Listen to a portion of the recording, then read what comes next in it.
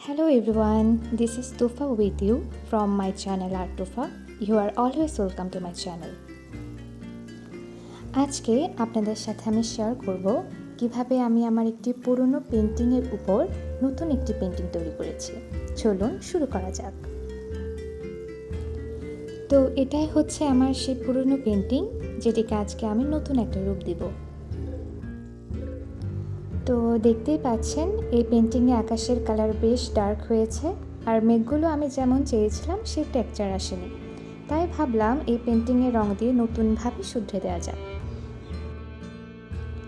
প্রথমে পেন্টিংয়ের base ready করার জন্য আমি নিয়ে নিয়েছি ব্ল্যাক কালার, আর আজকের পেন্টিংয়ের আমি সবগুলোই অ্যাক্রিলিক কালার ইউজ করব।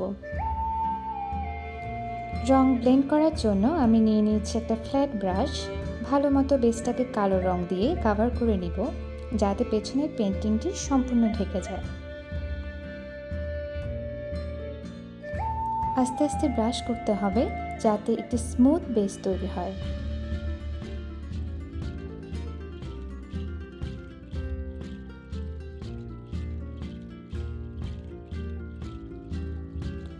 আমাদের বেস রেডি হয়ে গিয়েছে এবং দেখতেই পাচ্ছেন এখানে আগের পেন্টিংয়ের কোনো চিহ্নই বোঝা যাচ্ছে না।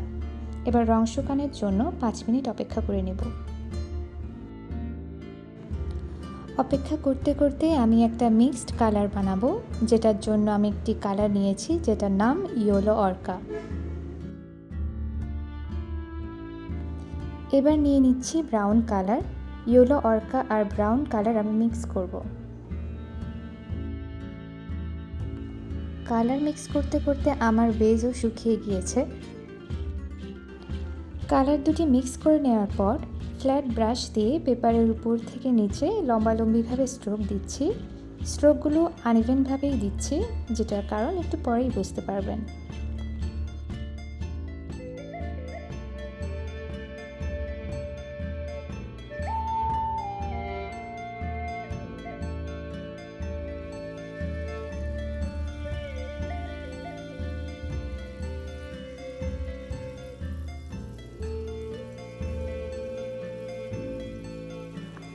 এভাবে আমি একটা লেয়ারের উপর আরেকটা লেয়ার দিব, এতে পেন্টিংটা অনেক ডিটেইলড মনে হবে।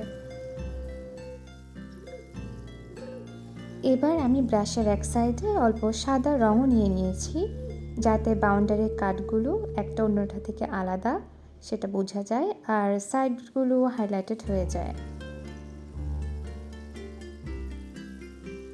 আমরা পেন্টিংয়ে যত বেশি ডিটেল অ্যাড করব পেন্টিংটা তত বেশি সুন্দর হবে। এবার আমি শুধুমাত্র কালো রং দিয়ে চিকন কিছু প্যারালাল লাইন টেনে নিচ্ছি। আমি মোট 3টা লাইন দিব।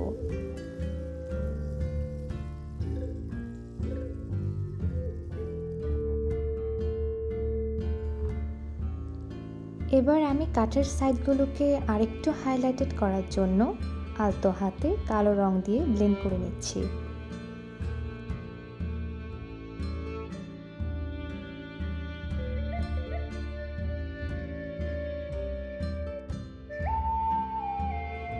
এবার সোজা লাইনগুলোতে একটু শেড আনার জন্য আমি ব্ল্যাকের উপর দিচ্ছি ব্রাউন কালার।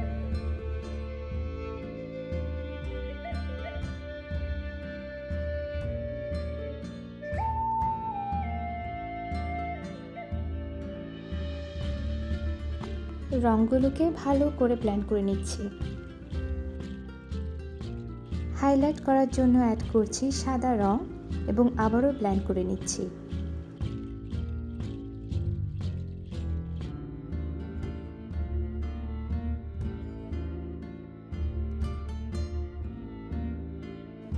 এবার আমি পরের ধাপে যাব, অর্থাৎ পাতা পেইন্ট করব, আর সেজন্য আমি সবুজ রঙের কয়েকটি শেড বানিয়ে নেব। প্রথমে একটু ডার্ক শেড ইউজ করব, তাই কালো আর সবুজ কালার আমি প্যালেটে মিক্স করে নিয়েছি। দরকারে আপনি পানিও অ্যাড করতে পারেন। আমি চারদিকে একটা চিকন ব্রাশের সাহায্যে আনইভেনলি পাতার মতো স্ট্রোক দিয়ে নিচ্ছি। পাতা যেহেতু এলোমেলোভাবে থাকে, কিছু আমি বাউন্ডারির উপরেও স্ট্রোক দিব।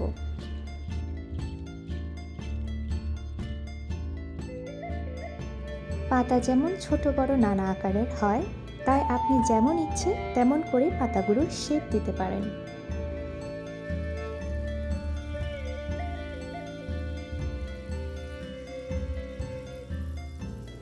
এবার আমি পিওর সবুজ রং ব্যবহার করছি, যাতে পাতাগুলোর বিভিন্ন লেয়ার বোঝা যায়। এই পেন্টিংয়ে আমার সবচেয়ে বেশি সময় গিয়েছে পাতাগুলো আঁকতে, কিন্তু শেষে যখন রেজাল্ট দেখলাম মনে হলো সবই সার্থক।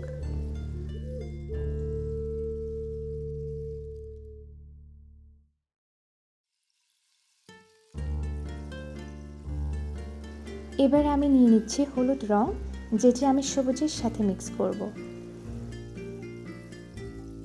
হলুদ আর সবুজ মিক্স করে দেখুন কত সুন্দর একটি কালার তৈরি হয়ে গেল, যেটা ব্যবহার করে মনে হচ্ছে পাতাগুলো জীবন্ত হয়ে উঠেছে।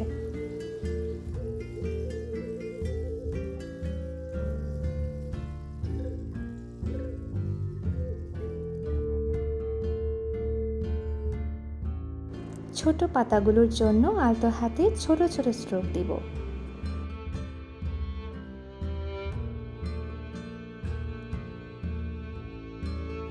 এবার ফুলের জন্য নিয়ে নিচ্ছি লাল রং, যেটি সাদার সাথে মিক্স করে হালকা গোলাপি একটি রং পাওয়া যাবে।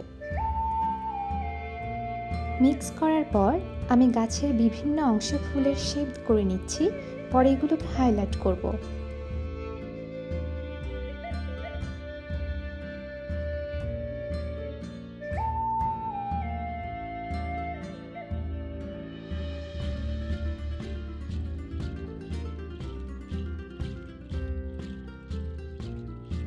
হাইলাইট করার জন্য আমি ব্রাশের মাথায় খুব সামান্য পরিমাণে লাল রং নিয়ে ফুলের উপর সার্কুলার মোশনে ঘুরিয়ে গোলাপের পাপড়ি তৈরির চেষ্টা করব।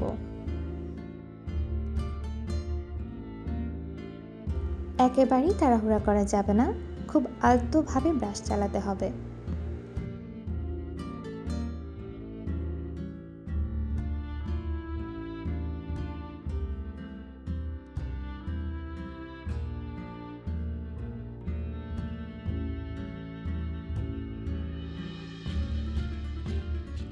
আর এটাই হলো আমার পেন্টিংয়ের শেষ রেজাল্ট।